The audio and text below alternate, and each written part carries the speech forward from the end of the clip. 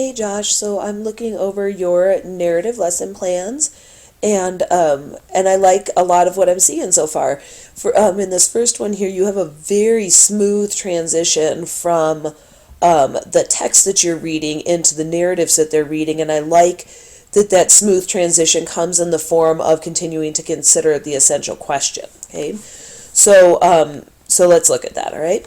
First of all, you chose the right kind of evidence outcome for this lesson plan so that the students really are working on setting out a problem or a situation. And then, like I said, I like the smooth transition from the essential question that's overarching your entire unit here. Okay. All right. I'm a fan of graphic organizers. I think it's a nice, easy way to get kids writing without the stress of telling them they're going to write a well-developed paragraph or a paper or something like that. So this is very good. And then here's the transition, right, from the book into what we're writing about. And I love the fact that you're having them write a narrative essay about a meaningful person or a meaningful place or experience. I think that's the right way to start a narrative. It's so much more interesting than just randomly dropping them into a setting. So I'm glad that you're doing that. It's interesting now that I've seen you teach and I look at your lesson plans, you will need to, if you ran this lesson plan, you would need to consciously slow down. I'm not an advocate of having a fully scripted lesson plan when you're student teaching. One, for sanity, okay? But two, because, sometimes that can kind of get in the way of you interacting with students because you're so wanting to stick to your lesson plan. But I wonder if for you, those first couple times you teach, you keep this script out and then put some timing on it, just like you did here, so that you are measuring yourself, as opposed to putting timing on there so that you get to everything in one class. You're going to put timing on there so that you stretch things out as much as you intended to stretch them out. Having this discussion back and forth instead of you just running all through this, all you talking kind of a thing. That'll make for an interesting challenge for you. Okay, so here is the second lesson plan. And I like this one too. This is a brave lesson plan on your part. You're tackling a lot of issues, and then tying them all together. There's only one piece that you have. You have the piece that I want. I just want you to move it around in the lesson plan a little bit. I'll show you, okay? So I love this idea of exploring a prompt. I think that's a really important idea, especially once kids get into high school, that they easily overlook. Like they look at the question and they just start writing. I don't even think they think about the question, much less explore a prompt. So I'm really glad that you're willing to tackle this with your students. It's an important skill for them to have. All right. So I like that you start this lesson plan by looping back to the last one and then having some class discussion. Again, this can be a challenge for you. You have a lot of ask and answers in your lesson plan, and forcing yourself to slow down and do those will be a challenge for you, okay? So here's your discussion, right? You bring it back to night, and then you scaffold them, and then you bring together this knowledge of experience and night, okay? Then right here, okay. Because you transitioned from yesterday's class to today's class, that's one transition. And then you transitioned from the idea of experience back into night. That's another transition. Here's your third transition. You want to move them from this conversation about experience, right, inside the prompt, to exploring the prompt. So that's a third transition, all right? When you have that many transitions in a lesson plan, you need to iterate the purpose for the lesson and the big purpose, okay? Hold on. Sorry about that. I'm working from home and my phone rang. Okay, anytime you have like that many transitions in a lesson plan, you need to make sure that you're not just, because your transitions are smooth. I get where you're going, but we got to double plan from a student's perspective, okay? The end, goal here is that they're writing a narrative. So you need to bring them back to this right here. So let's return to our prompt. What is the cost of experience? To explore a prompt, we have to explore the relationship between the keywords, okay? Right here, in between the two of those, you have to say, let's return to our prompt. What's the cost of experience? So what are we going to be doing with this prompt again? We're writing narratives. Oh, okay, great. And so when we're writing a narrative, it's a story, but we want our stories to have purpose, right? To be about the cost of experience. That's the whole goal, the whole purpose for writing the story. So in order to do that, anytime you guys have a writing prompt, just as you do now, it's really important to understand the keywords and explore that relationship, because this seems like such a simple question, because you could answer it, right? But when you want to write a whole story about it, you really have to delve deep. So I'm going to hold you back from writing your narratives for just a little bit more while we explore these keywords in the prompt.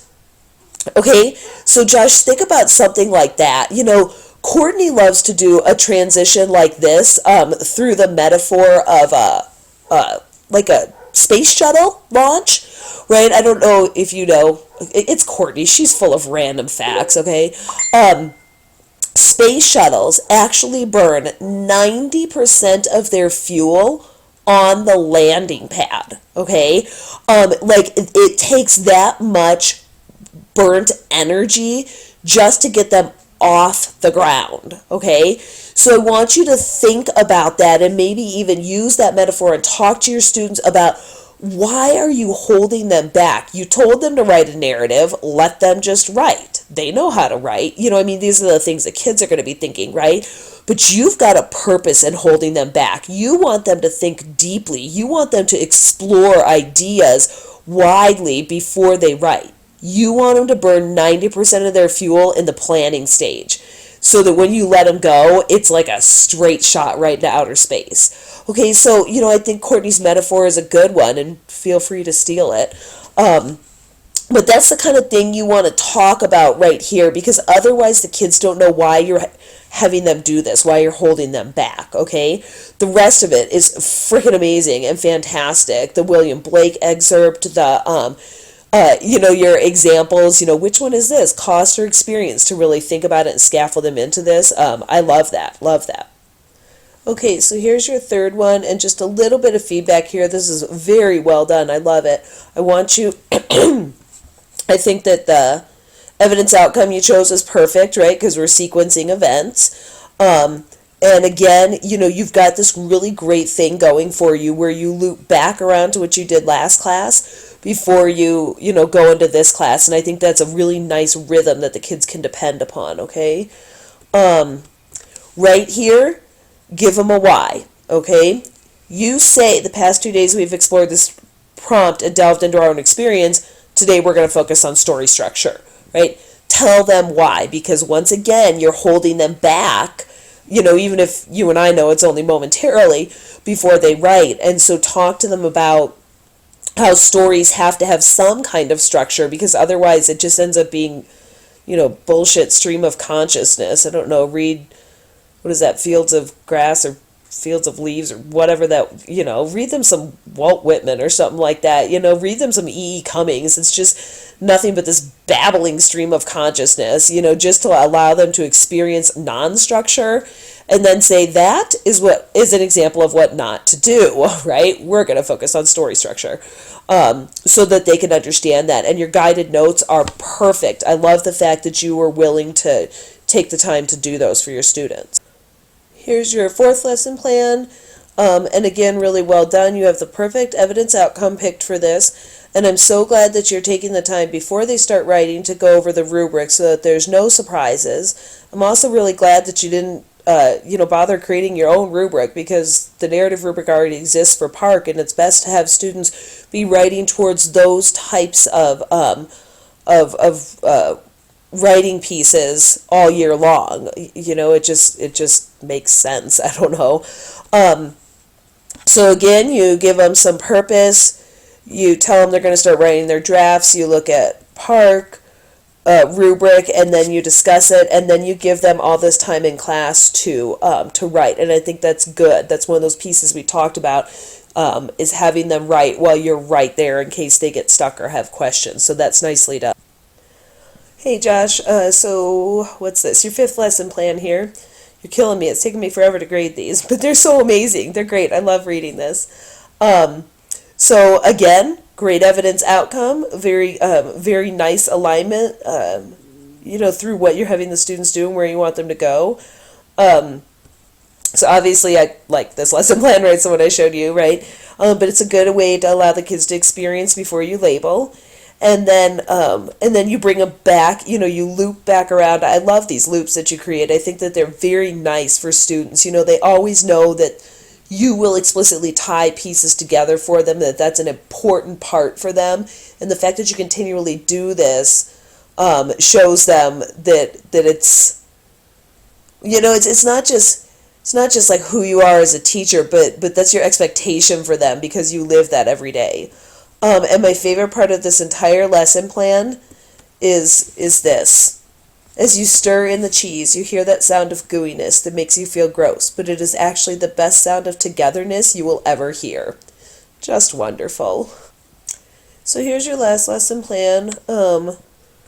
And again, good evidence outcome. Again, very good alignment through to what you have them doing. There's a bit of a risk that you're taking here by having, so you bring them through guided notes. Wait, where did you have them write their favorite sentence? Here, up here, you have them write their favorite sentence on the board.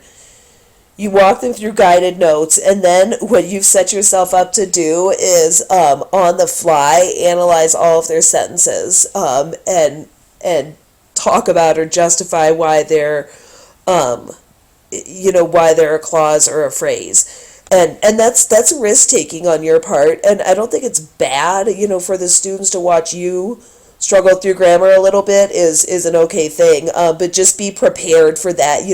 Maybe as the students are writing, you're picking 3 you feel really solid about, and you're going to use those for examples or something like that. But other than that, this is great, and I think your revision checklist is nice too because it very clearly aligns with your unit. So really, Josh, amazing job. Nicely done.